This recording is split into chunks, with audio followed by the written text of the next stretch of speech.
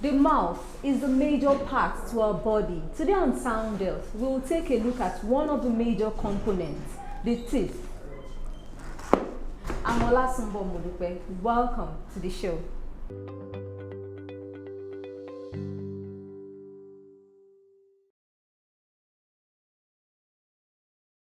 Thanks for staying with us. It's still Sound Health on Lagos Television, and today a dental surgeon, Dr. Olamide Somoye, will take us through dental care.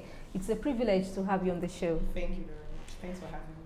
All right, in this part of the world, we hardly visit the dentist unless there's a major problem. Why is this so? The reason for this is sadly lack of awareness. In this part of the world, we're not tuned to having regular checkups. We're not used to preventive healthcare. We are used to therapeutic. I have issues, so I go to the doctor for whatever health issues. And for dental, it's not much different. That's the major issue, a lack of awareness. Okay. Why do people wait till there's a problem? Is it because of finance, unlike other ailments? It is assumed that dental health care is expensive, but I don't think that's exactly true. Rather. It depends on if it's the private sector or the public sector. I would say it is affordable. I would still assume that it's a general thing with healthcare as a whole, with dental not being an exception. If people are not in pain, if they are not in serious pain, by the way, because there's a lot of self-medication going on, people would rather first of all visit a chemist, then look for a qualified pharmacist, then do all sorts, call a relative that is a healthcare person, before actually coming when things are bad and all hope is almost lost. They then remember, I think I should just go to a dentist. I wouldn't say it's financial. I would say it's the wrong attitude, secondary to a lack of education. So how do I prevent a tooth decay? Tooth decay is actually pretty easy to prevent, as opposed to what people think. Tooth decay, commonly called I have a hole in the tooth, I have a cavity, there's something in my tooth, is caused by a combination of factors. The most important being sugar, a sugar diet, refined sugars. So I put it to you that really, if you're not taking a lot of refined sugars or sucrose containing food, you will not have tooth decay. It is that simple. However, because there's a time factor, you could be having a lot of refined sugars, but not cleaning your teeth properly. So this sugar product has stayed longer on your teeth. I could be having sugar-containing foods and cleaning my teeth regularly. I will not have tooth decay. I'm less likely to have tooth decay. You are more likely to have tooth decay. It's basically a diet thing. Diet helps preventing tooth decay. Talking about proper cleaning of the teeth, what is the proper way? Because most times you see people, they will just, let me just put the paste on it, brush back and forth.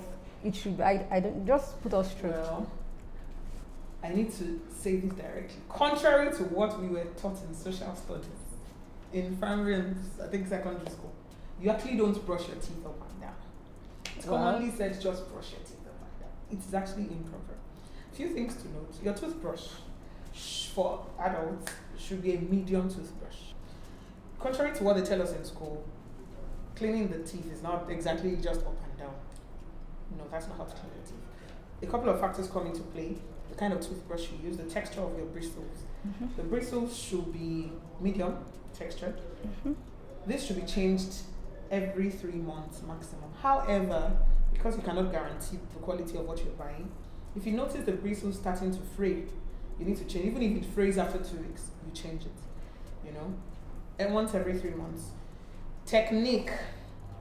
Rule number 1, your teeth are apart. Okay. Your teeth are not closed together and then brushed this way. Your teeth are open. You're cleaning the upper teeth separate from the lower teeth.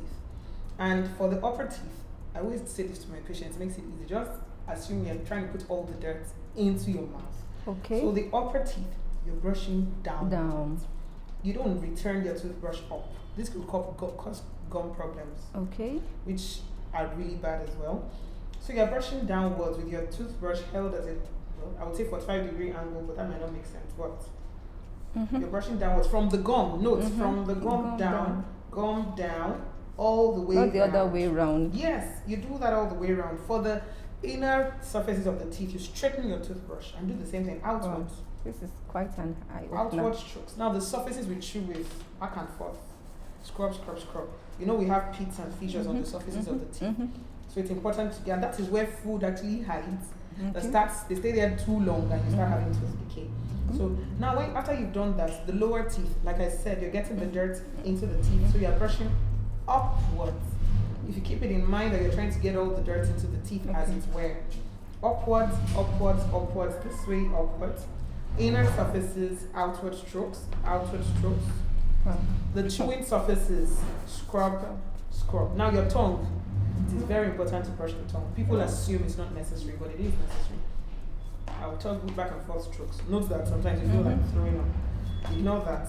Sides first, fronts first, then. Simple and precise. What about the upper palate? No, you is don't it advisable? Well, it's not. I never instruct people to do that. There might be indications. I don't know. No, you don't brush that. It's self-cleansing. Okay. You don't brush those. You don't brush your teeth sideways because you end up putting the plaque and the debris in between the teeth. You also don't do this because what you're doing is transferring debris and plaque from the lower arch to the upper arch. You want to avoid that, so you do it separately. Now, rinse with a copious amount of water. That is where our social studies teachers got it right. Rinse with a copious amount of water, generous amount of water, and you're good to go. Now, you do that twice a day. Well, since we're talking about oral hygiene, ensure you do that 2 times a day.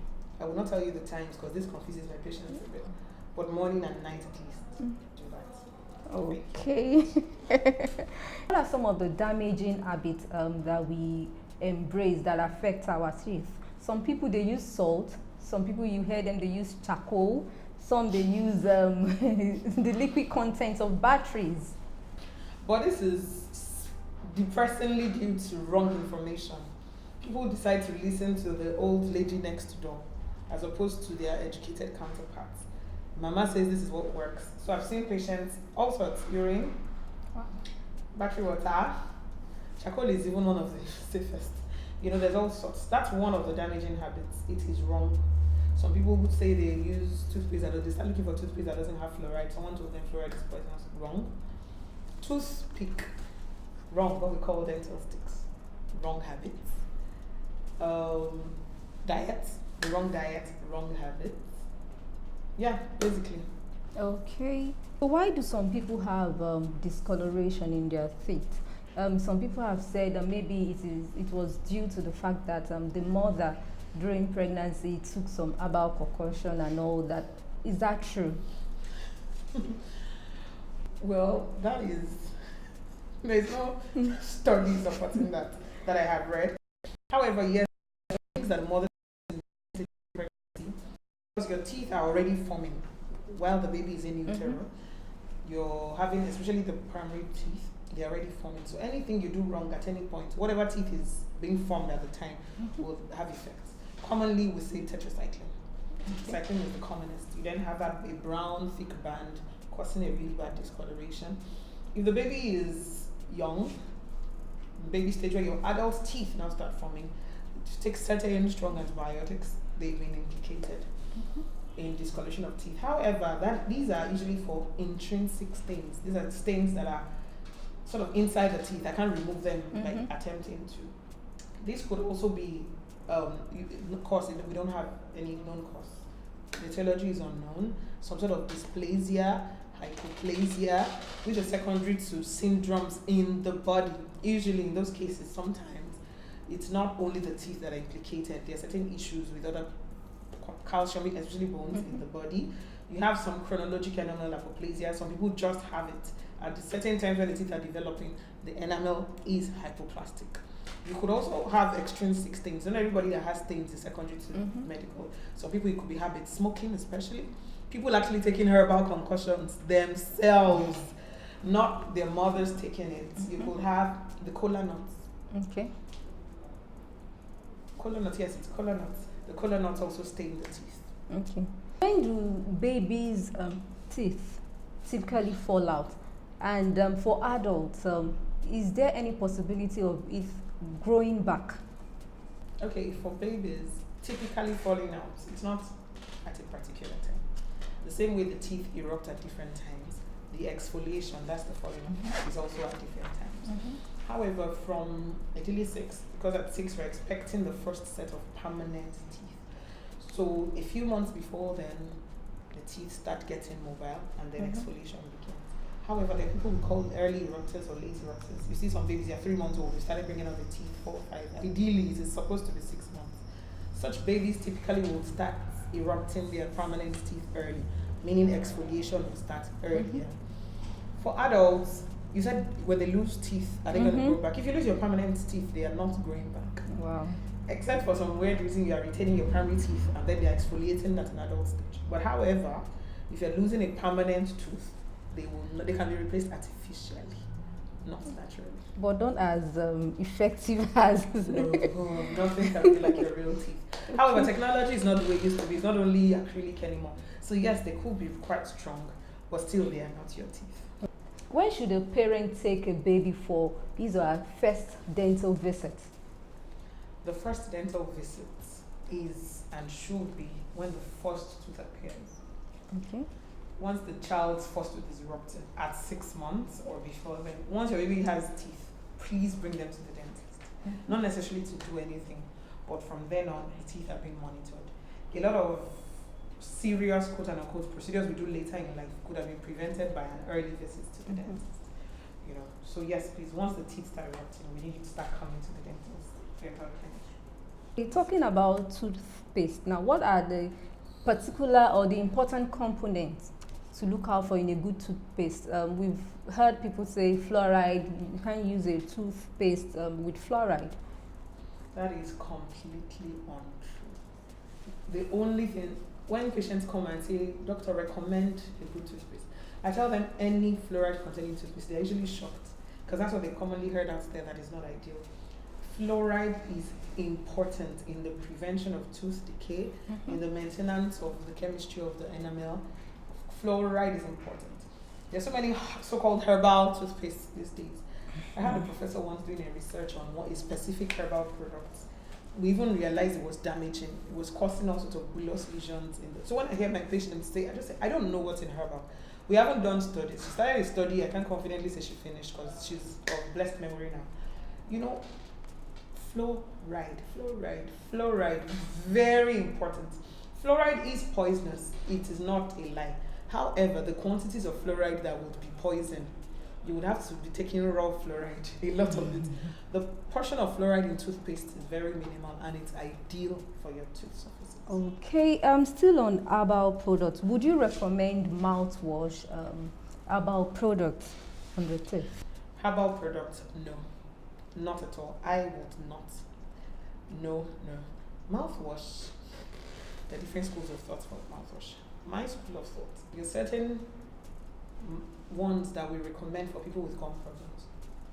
Now, these contain certain, specifically, we do the chlorhexidine gluconate. Very good. It's antibacterial. However, these are not commonly found off the shelves. The ones you commonly find, I sometimes tell my patients they are feel-good products. They are not. It is good as part of your, but it's not, you can't do mouthwash then say you're not brushing. It's an adjunct. It's not a basic thing. Now, anybody that is not using mouthwash is fine as long as they're brushing twice a day. If you want to use mouthwash, please go ahead. But there are some mouthwashes that are recommended, they are prescribed by a doctor. Yes, then you need to get those. What's your take on chewing stick? Before the modern age, our forefathers used chewing stick.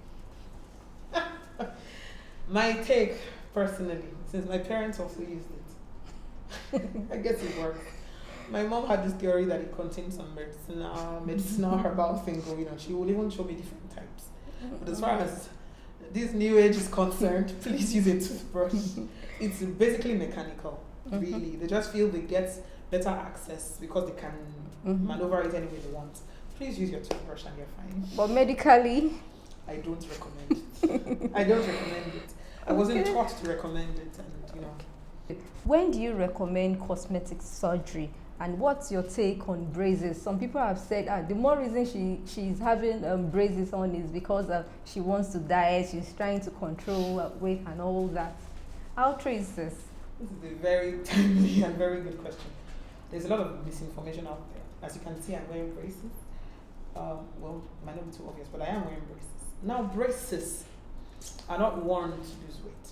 Braces are not worn to control the diet. Braces are worn to realign malaligned teeth. Braces are worn, I'm going to say that again, to realign malaligned teeth. You might have a lot of spaces in between your teeth, which is what I have, and you want to close them up. You might have a lot of crowding. Crowding means the teeth are not standing on their own, they're overlapping. You want to spread them out. You are not satisfied with the way your teeth are arranged. You want to rearrange them. That is braces. Cosmetic, I wouldn't call that, by the way, that's not cosmetic dentistry. That's not cosmetic. It is actually, we call it, it's a branch of dentistry, orthodontics. Yes, cosmetic is relative. Do I recommend cosmetic dentistry? No. Patients usually walk in, I want something, I want my teeth whitened, I want this. That's totally subjective. It's not a procedure, oh, you have to. Except in cases of the patients that have what we spoke about earlier, the tetracycline stain, the hypoplastic teeth. You might say, well, let's try and see if whitening might make it look better. In other cases, we do something else. We put veneers, we cover them up basically with porcelain materials. That's also cosmetic dentistry. Cosmetic dentistry is about improving aesthetics, the way your teeth look. Braces are about rearranging your teeth because you're not satisfied with the way they look. For diet now, yes, there is a procedure for controlling diet, but it's commonly just called wiring of the jaws. It's an intermaxillary fixation, not a full fixation, but you fix the jaws so that a lot of food can't be taken in. That's a totally different procedure. Okay, and that means you can't just go out there to get the braces on just for fashion's sake. Not at all. Because the specialists that do it, really, they go through years of training to become consultants in orthodontic surgery, orthodontic dentistry, and they are the ones that set up braces. So yes, you can't just walk in anywhere and just get braces fixed. All right. What was one significant change you have seen in the dental industry so far this year? This year, significant change. Better awareness. When I say better, very little markup. People are getting more aware. We have a policy. Once we have patients coming, you know, people have this thing. They come to any medical, to see a medical personnel, they just treat them. Nobody's telling you what is going on. We educate our patients. I ensure, I tell everybody, when my patients are leaving, they should leave here more educated than when they came. So anything I'm doing, I tell them why. I tell them why they need to visit me twice a year. I tell them why they need to do certain things. So the awareness is getting better because more people are taking this up. But has there been a significant dental change? No. If anything, dental care is more expensive. But more awareness, really. And people are cooperating. For instance, we remind the patients, it's been 6 months, I need to see you.